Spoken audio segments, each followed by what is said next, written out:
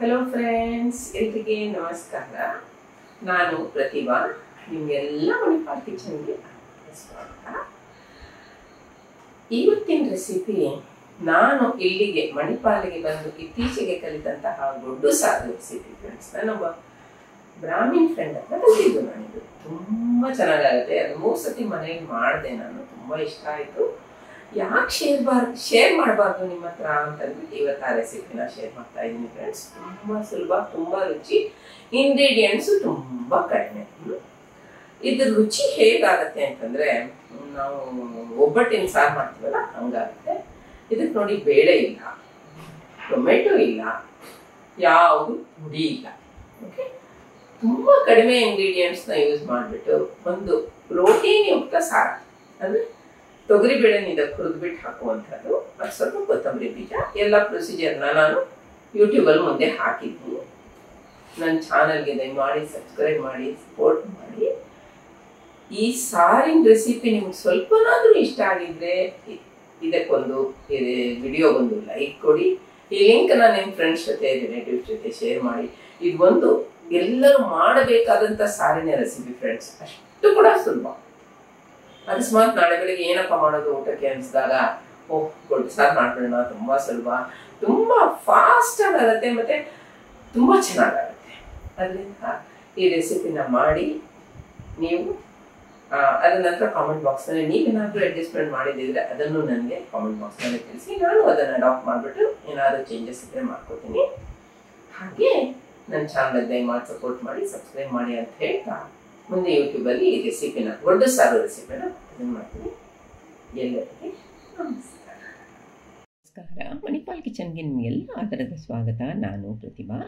ಇವತ್ತು ನಾನು ನಿಮಗೆ ಈ ಮಾಧ್ವ ಬ್ರಾಹ್ಮಿನ್ಸ್ ಉಡುಪಿಯಲ್ಲಿ ಮಾಡುವಂತಹ ಗೊಡ್ಡು ಸಾರು ರೆಸಿಪಿನ ತೊಗೊಂಬಂದಿದ್ದೀನಿ ಫ್ರೆಂಡ್ಸ್. ಇದಕ್ಕೆ ಬೇಳೆ ಇಲ್ಲ, ಟೊಮೆಟೊ ಇಲ್ಲ, ಮಾತ್ರ ಸೂಪರಾಗುತ್ತೆ ಈ ಸಾರು. ಅನ್ನಕ್ಕಂತೂ ಒಳ್ಳೆ ಕಾಂಬಿನೇಷನು. ಹಸಿವಾದಾಗ, ಬಾಯಿ ಕೆಟ್ಟಾಗ ತುಂಬ ಒಳ್ಳೆಯದು. ನೋಡಿ, ಎಲ್ಲ ಇಂಗ್ರೀಡಿಯೆಂಟ್ಸ್ನ ಒಂದೇ ಸತಿ ಪ್ಲೇಟಲ್ಲಿ ಹಾಕಿ ತೋರಿಸ್ತಾ ಇದ್ದೀನಿ. ಹಾಗೆ ಮೆಣಸಿನ್ಕಾಯಿ, ಹಾಗೆ ನೋಡಿ ಕೊತ್ತಂಬರಿ, ಕರಿಬೇವಿನ ಸೊಪ್ಪು, ಬೆಲ್ಲ, ಹಾಗೆ ಏನೇನು ಬೇಕು ಅಂತ ಅಂದ್ಬಿಟ್ಟು ಇಷ್ಟೆಲ್ಲ ಐಟಮ್ ಬೇಕು. ಆಮೇಲಿಂದ ಹಾಕಬೇಕಾದ್ರೆ ಕರೆಕ್ಟಾಗಿ ಎಷ್ಟು ಅಂತ ಹೇಳ್ತೀನಿ. ಈಗ 2ರಿಂದ 3 ಟೀ ಸ್ಪೂನು ಎಣ್ಣೆನ ಒಂದು ಪ್ಯಾನ್ಗೆ ಹಾಕಿಬಿಟ್ಟು ಚೆನ್ನಾಗಿ ಬಿಸಿ ಮಾಡಿ.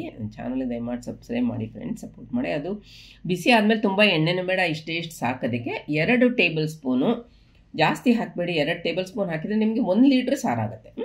ಅದನ್ನು ಲೋ ಫ್ಲೇಮಲ್ಲಿ ಇಟ್ಬಿಟ್ಟು ಚೆನ್ನಾಗಿ ಅದನ್ನು ಹುರ್ಕೋಬೇಕು ಎಣ್ಣೆಯಲ್ಲಿ. ಅದು ಉಬ್ಬಿ ಬರುತ್ತೆ, ಇದಾಗಬಾರ್ದು, ಸೀದೋಗಬಾರ್ದು. ಹಾಗೆ ಅದಕ್ಕೆ 1 ಟೇಬಲ್ ಸ್ಪೂನು ಕೊತ್ತಂಬರಿ ಬೀಜ, 1.5 ಹಾಕಿದ್ರೂ ಪರವಾಗಿಲ್ಲ, ನಡೀತದೆ. ಚೆನ್ನಾಗಿ ಅದನ್ನು ಒಟ್ಟಿಗೆ ಹುರ್ಕೊಳ್ಳಿ. ಅದು ಪರಿಮಳಯುಕ್ತ ಆಗಬೇಕು, ಗಮ್ಮಂತ ಪರಿಮಳ ಬರಬೇಕು. ಅದಕ್ಕೆ ಹಾಗೆ ನಾನು 2ರಿಂದ 3 ಬ್ಯಾಡಗಿ ಮೆಣಸಿನ್ಕಾಯಿ ಹಾಕಿದ್ದೀನಿ. ಅದನ್ನು ಗರಿಗರಿ ಆಗೋ ತನಕ ಅದ್ರ ಜೊತೆಯಲ್ಲೇ ಚೆನ್ನಾಗಿ ಹುರ್ಕೊಳ್ಳಿ. ಈಗ ಅದನ್ನು ತಣ್ಣಗಾಗ್ಲಿಕ್ಕೆ ಬಿಡಿ. ಇನ್ನು ತಣ್ಣಗಾದ್ಮೇಲೆ ಈಗ ಅದಕ್ಕೆ ಒಂದು ಒಗ್ಗರಣೆ ಮಾಡ್ಕೊಳ್ಳೋಣ. 3 ಟೀ ಸ್ಪೂನ್ ಎಣ್ಣೆ ಹಾಕ್ಕೊಂಡು ಅದಕ್ಕೆ ಒಂದು ಸಾಸಿವೆ, ಹಾಗೆ ಕೆಂಪು ಮೆಣಸಿನ್ಕಾಯಿ ತುಂಡುಗಳು, ಹಿಂಗು ಒಂದು 2-3 ಚಿಟಕಿ, ತುಂಬ ಇಂಪಾರ್ಟೆಂಟ್, ಇದು ಹಾಕಲೇಬೇಕು. ಹಾಗೆ ಫ್ರೆಶ್ ಆಗಿರೋದು ನಾನು ಕರಿಬೇವಿನ ಸೊಪ್ಪು 2 ಸ್ಪ್ರಿಗ್ ಹಾಕಿದ್ದೀನಿ. ಈಗ ನೋಡಿ, ಅದು ತಣ್ಣಗಾಗಿದೆ ಅಲ್ವಾ, ಅದು ಒಗ್ಗರಣೆ ಅಲ್ಲಿ ಆಯಿತು. ಈಗ ಇದನ್ನು ಹುರಿದಿರೋದನ್ನು ಬ್ಲೆಂಡರ್ ಬೌಲ್ ಹಾಕ್ಕೊಂಡು 1/3 ಕಪ್ಪು ಹಸಿ ಒಳ್ಳೆ ಫ್ರೆಶ್ ತೆಂಗಿನಕಾಯಿ ಹಾಕ್ಕೊಳ್ಳಿ. ಮತ್ತು ಸ್ವಲ್ಪ ನೀರು ಹಾಕಿಬಿಟ್ಟು, ಎಷ್ಟು ಬೇಕೋ ಅಷ್ಟು ನೀರು ಹಾಕ್ಬಿಟ್ಟು ಚೆನ್ನಾಗಿ ನೋಡಿ ಫೈನಾಗಿ ಗ್ರೈಂಡ್ ಮಾಡ್ಕೊಂಡು ಅದನ್ನು ಒಗ್ಗರಣೆಗೆ ಹಾಕ್ಕೊಳ್ಳಿ. ಈಗ ಆನ್ ಮಾಡಿ ಗ್ಯಾಸು. ಎಷ್ಟು ಬೇಕೋ ಅಷ್ಟು ನೀರು ಹಾಕಿ ಫ್ರೆಂಡ್ಸ್. ಚೆನ್ನಾಗಿ 1 ಲೀಟ್ರ್ ತನಕ ಇದು ಸಾರು ಆಗುತ್ತೆ. ಇನ್ನೂ ನೀರು ಹಾಕ್ಕೊಂಡು ಅಡ್ಜಸ್ಟ್ ಮಾಡಿ. ಆಮೇಲಿಂದ ಮತ್ತೆ ಬೇಕಾದರೆ ಹಾಕ್ಕೋಬೋದು. ರುಚಿಗೆ ತಕ್ಕಷ್ಟು ಉಪ್ಪು ಹಾಕ್ಕೊಳ್ಳಿ. ಹಾಗೆ ಸ್ವಲ್ಪ ಬೆಲ್ಲ ಹಾಕಲೇಬೇಕು. ಈ ಗೊಡ್ಡು ಸಾರಂತೂ ತೊಗರಿ ಬೇಳೆದು ಪರಿಮಳ ಬಂದು ಹೆಂಗಾಗತ್ತೆ ಅಂತಂದರೆ, ಇದಕ್ಕೆ ಹಾಗೆ ಹುಣಸೆಹಣ್ಣಿನ ಜ್ಯೂಸ್ ಹಾಕ್ಕೊಳ್ಳಿ. ಒಳ್ಳೆ ಒಂದು ಮಿಕ್ಸ್ ಕೊಡಿ. ಇದು ಏನಪ್ಪ ಅಂತಂದರೆ, ನಮ್ಮದು ಇದಾಗತ್ತಲ್ಲ ಒಬ್ಬಟ್ಟಿನ ಸಾರು ಅಷ್ಟು ರುಚಿಯಾಗುತ್ತೆ ಫ್ರೆಂಡ್ಸ್. ಈಗ ಇನ್ನೂ ನೀರು ಹಾಕ್ಕೊಂಡು ಕನ್ಸಿಸ್ಟೆನ್ಸಿ ಅಡ್ಜಸ್ಟ್ ಮಾಡ್ಕೊಳ್ಳಿ. ಯಾಕಂದರೆ ನಾವು ತೊಗರಿಬೇಳೆ ಹಾಕಿ ರುಬ್ಬಿರೋದ್ರಿಂದ ಇವಾಗ ನೋಡಿ ಚೆನ್ನಾಗಿ ಕುದೀತಾ ಇದೆ ಅಲ್ವಾ. ಇದನ್ನು 5 ನಿಮಿಷ ಕುದಿಸ್ಬೇಕು ನೀವು ಚೆನ್ನಾಗಿ. ಈ ಥರ ಕುದಿಸೋದ್ರಿಂದ ಚೆನ್ನಾಗಿ ಇದಾಗುತ್ತೆ. ನಾನು ಕರಿಬೇವಿನ ಸೊಪ್ಪು ಮನೇಲಿ ಇದ್ದಿದ್ದು ಅಂತ 1 ಸ್ಪ್ರಿಗ್ ಹಾಕಿದ್ದೀನಿ. ಈಗ ಆಯಿತು, ಕೊತ್ತಂಬರಿ ಸೊಪ್ಪು ಹಾಕ್ಬಿಟ್ಟು ಅದನ್ನು ಇದು ಮಾಡ್ಕೊಳ್ಳಿ, ಅಲಂಕಾರ ಮಾಡ್ಕೊಳ್ಳಿ. ಕೊತ್ತಂಬರಿ ಸೊಪ್ಪು ಇಲ್ಲದೆ ಇದ್ದರೆ ಸಾರು ಇದೆಯಾ ಅಲ್ವಾ, ನೋಡಿ ಎಷ್ಟು ರುಚಿಯಾಗತ್ತೆ ಅಂತಂದರೆ ನಾನು ನಿಜವಾಗ್ಲೂ ಹೇಳೋದೇ ಇಲ್ಲ ನಿಮಗೆ, ಅಷ್ಟು ಕೂಡ ಚೆನ್ನಾಗಾಗತ್ತೆ.